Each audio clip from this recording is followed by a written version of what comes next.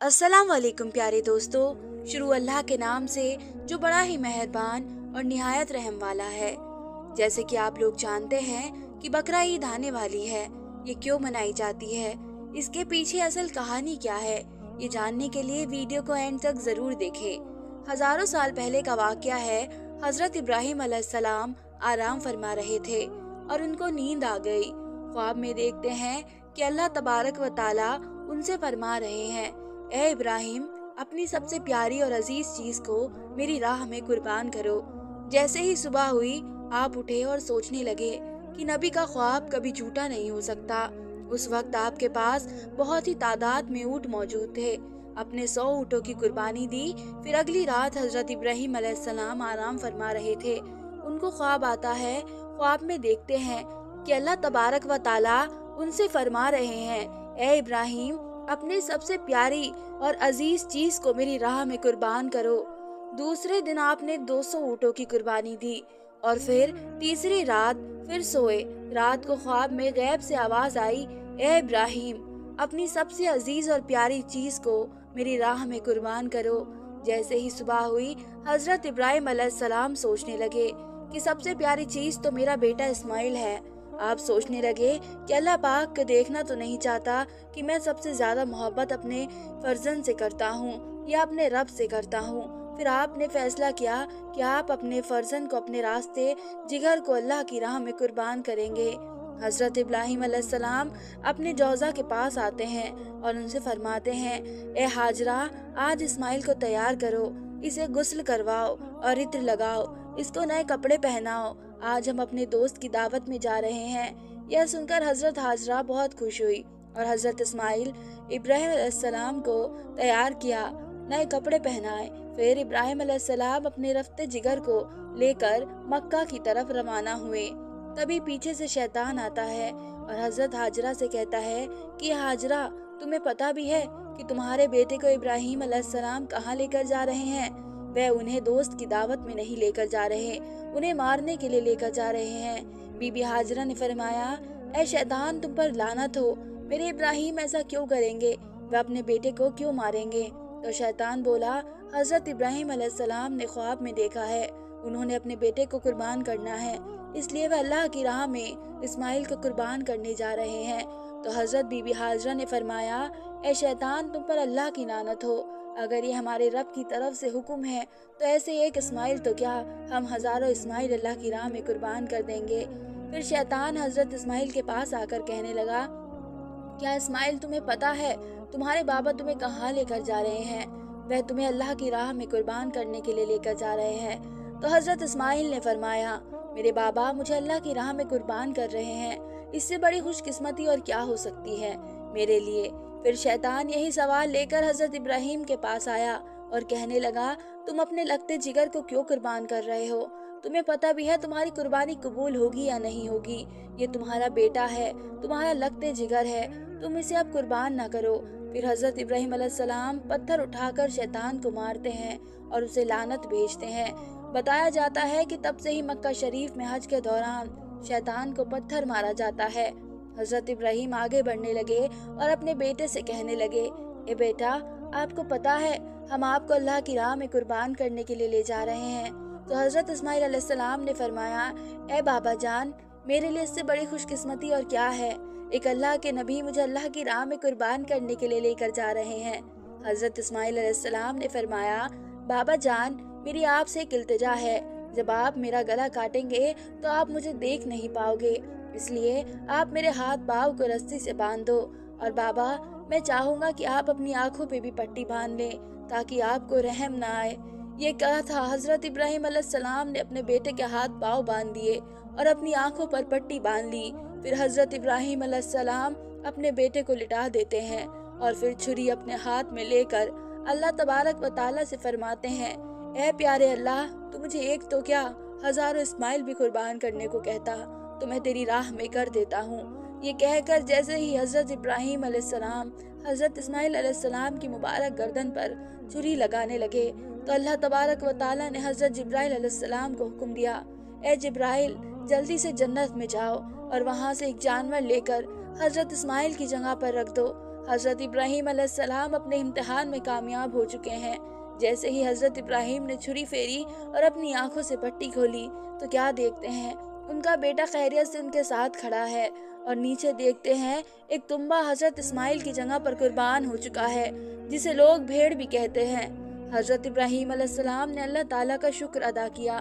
तभी गैब से आवाज़ आती है।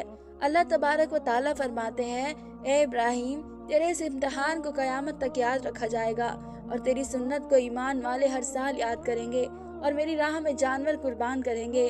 तब से ही ये सिलसिला जारी हुआ। ईद के 70 दिन बाद यानी कि रोज़ों की ईद आती है। उसके 70 दिन बाद 2 महीने 10 दिन बाद ये बकरा ईद आती है। पाकिस्तान, हिंदुस्तान, बांग्लादेश, जहाँ जहाँ भी मुसलमान रहते हैं, इस दिन को, इस सुन्नत को अदा करते हैं और अल्लाह की राह में जानवर कुर्बान करते हैं। ये सुन्नत 3 दिन तक अदा की जाती है। कोई लोग 7 दिन तक भी मनाते हैं, जिसमें भेड़ और ऊँट और गाय बकरा हलाल जानवरों को ज़िबह किया जाता है। जानवरों को कुर्बान करके उस कुर्बानी के गोश्त के 3 हिस्से बनाए जाते हैं। पहला हिस्सा गरीबों के लिए और दूसरा हिस्सा रिश्तेदारों के लिए और तीसरा हिस्सा अपने घर के लिए रख लेते हैं। इसी सुन्नत को अदा करके ही कुर्बानी की जाती है। जानवर ज़िबह किए जाते हैं और वह गोश्त बांटा जाता है। हम उम्मीद करते हैं आपको ये वीडियो पसंद आई होगी। धन्यवाद दोस्तों। अस्सलाम वालेकुम प्यारे दोस्तों। शुरू अल्लाह के नाम से जो बड़ा ही मेहरबान और निहायत रहम वाला है।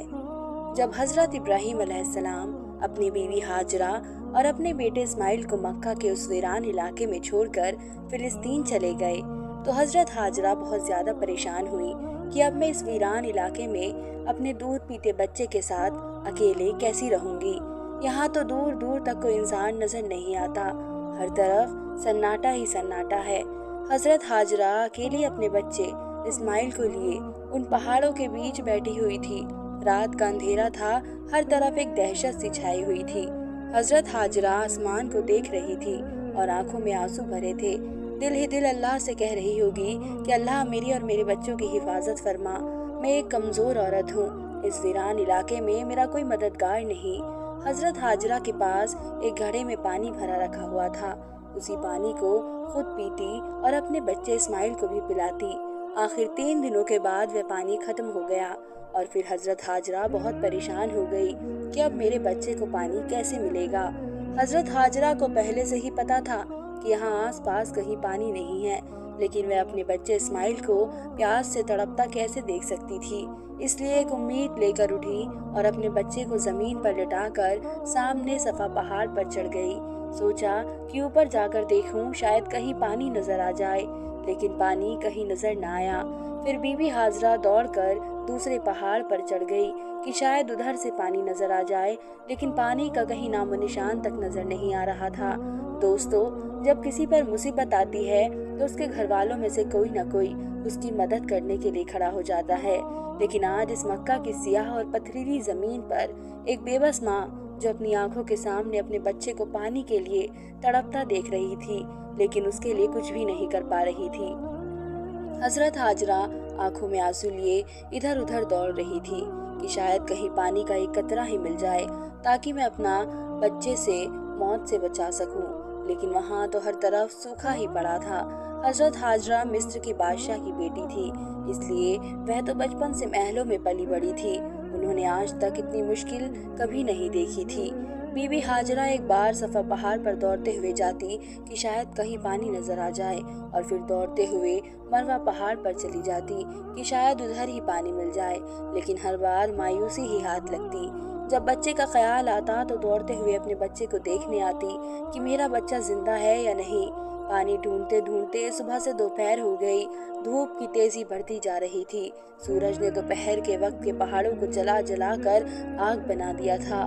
बीबी हाजरा प्यास से परेशान थी और उनका बच्चा भी पानी के लिए तड़प रहा था। फिर धूप में एक झोपड़ी के अंदर पड़ा ये मासूम बच्चा रो रहा था और वे बेबस माँ हर तरफ दौड़ दौड़ कर पानी तलाश कर रही थी। आखिर हज़रत हाजरा हार मानकर पहाड़ पर गिर पड़ी। ان کے اندر پانی کو تلاش کرنے کی ہمت نہیں بچی تھی۔ حضرت حاجرہ کو اپنی آنکھوں کے سامنے موت نظر آ رہی تھی۔ دور سے بچے کی رونے کی آواز اس بے بس ماں کے کانوں میں پڑ رہی تھی، لیکن آج وہ اپنے پیاسے بچے کے لیے کچھ بھی نہیں کر پا رہی تھی۔ اپنے بچے کی یہ حالت دیکھ کر بی بی حاجرہ کی آنکھوں سے برابر آنسو بہتے جا رہے تھے، اور اللہ کے دربار میں یہ بے بس ماں بار بار فریاد کر رہی تھی کہ اللہ میرے بچے کی حاجت فرما۔ آخر حضرت حاجرہ نے روتے ہوئے اللہ سے کہا کہ اللہ اپنے بچے کو اپنی آنکھوں کے سامنے مرتا نہیں دیکھ سکتی، اس لیے میں اسی پہاڑ پر پڑی پڑی پیاسی مر جاؤں گی، اور میرا بچہ اور جھوپڑی میں کیا سا موت کی گود میں چلا جائے گا۔ اے اللہ ہم بے بس ماں بیٹے کی مدد فرما۔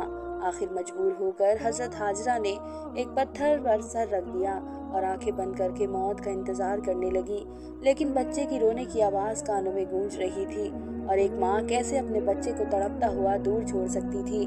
اس لیے پریشان ہو کر سر اٹھایا اور جھوپڑی کی طرح حسرت بھری نگاہوں سے دیکھا تو حیران رہ گئی۔ بی بی حاجرہ نے دیکھا کہ جھوپڑی کے پاس کوئی انسان کھڑا ہے اور وہاں زمین سے بہت تیز پانی نکل رہا ہے۔ یہ دیکھ حضرت حاجرہ جلدی سے جھوپڑی کے پاس پہنچی تو اچانک وہ انسان غائب ہو گیا، اور حضرت حاجرہ نے دیکھا کہ ان کے بچے اسماعیل کی ایڑیوں کے پاس سے پانی نکل رہا ہے۔ اللہ تعالیٰ نے اپنے نبی حضرت اسماعیل اور بی بی حاجرہ کے لیے مکہ کے پہاڑوں سے پانی نکال دیا۔ حضرت جبرائیل نے آ کر چھوٹے بچے اسماعیل کے دل میں یہ خیال ڈالا کہ تم اپنی ایڑی زمین پر مارو، اور پھر جیسے ہی حضرت اسماعیل نے اپنی ایڑی زمین پر ماری تو نیچے سے پانی نکلنے لگا، اور پھر حضرت جبرائیل علیہ السلام چلے گئے۔ حضرت حاجرہ نے جب زمین سے پانی نکلتے دیکھا تو سمجھ گئی کہ اب اللہ کی مدد آ پہنچی ہے، میرا اللہ مجھے اور میرے بچے کو پیاسا نہیں ہونے دے گا۔ وہ اللہ کے سامنے سجدے میں گر گئی اور روتے ہوئے اس کا شکر ادا کرنے لگی۔ بی بی حاجرہ نے اپنے پیاسے بچے کو پانی پلایا۔ اللہ کے حکم سے جس جگہ سے پانی نکلا تھا تو وہاں سے برابر بہت تیزی سے پانی نکلتا جا رہا تھا، تو حضرت حاجرہ نے کچھ مٹی اور پتھروں کو ملا کر اس پانی کے چاروں طرف ایک مڈیر سی بنا دی، اور ان کے اس عمل سے پانی اپنی جگہ رک گیا۔ آج اسی چشمے کو زمزم کا کنواں کہتے ہیں۔ زمزم کے کنویں میں آج تک کبھی بھی پانی ختم نہیں ہوا۔ بی بی حاجرہ اپنے بچے اسماعیل کے ساتھ اسے جھوپڑی میں دن گزارنے لگی۔ وہ زمزم کا پانی پیتی اور آس پاس لگے کھجور اور کچھ پھل وغیرہ کھا کر اسی پر اپنی زندگی بسر کرتی گئی۔ مہینے اسی طرح گزر گئے۔ ایک بار ادھر سے 20 لوگوں کا ایک قافلہ گزرا۔ قبیلے کے سردار بہت عقل مند آدمی تھے۔ اس نے آسمان پر ایک پرندے کو اڑتے دیکھا تو کہا کہ یہ پرندہ صرف پانی کے آس پاس ہی اڑتا ہے، لیکن ہم جب بھی ان پہاڑوں کے پاس سے گزرے ہیں ہمیں کبھی یہاں پانی نہ ملا۔ پھر بھی میرا علم کہتا ہے کہ اگر یہاں پانی نہ ہوتا تو یہ پرندہ اس جگہ نظر نہ آتا، اس لیے جاؤ اور اس معاملے کی تحقیقات کرو۔ سردار نے اپنے میں سے ایک آدمی کو بھیجا اور کہا کہ جا کر دیکھو کہ آس پاس کہیں پانی نظر آ رہا ہے۔ وہ آدمی تھوڑی دور گیا اور پھر پہاڑ پر چڑھ کر دیکھا تو سامنے ایک پانی کا چشمہ جاری تھا۔ اس کے پاس ایک عورت اپنے بچے کے لیے بیٹھی تھی۔ یہ اور سب ٹھیک ہے دیکھ کر وہ بہت حیران ہوا اور جلدی سے آ کر اپنے سردار کو بتایا کہ اے میرے سردار، آپ کی بات سچ ہے، سامنے ایک پانی کا چشمہ ہے جس سے پانی نکل رہا ہے، اور ایک عورت اپنے بچے کو لیے اس کنویں کے پاس بیٹھی ہے۔ یہ سن کر قبیلے کا سردار بھی بہت حیران ہوا۔ اس ویران علاقے میں ایک عورت کیسے رہ سکتی ہے؟ وہ جلدی سے اس کنویں کے پاس پہنچا تو دیکھا حضرت حاجرہ اپنے بچے حضرت اسماعیل علیہ السلام کو لیے پانی کے پاس بیٹھی ہوئی تھی۔ قبیلے کے سردار نے پوچھا کہ اے عورت، تم کون ہو؟ تو حضرت حاجرہ نے اپنے بارے میں سب کچھ بتایا کہ میں اس وقت کے نبی حضرت ابراہیم کی بیوی ہوں، اور اللہ کے حکم پر انہوں نے مجھے ان پہاڑوں کے بیچ ڈال دیا ہے۔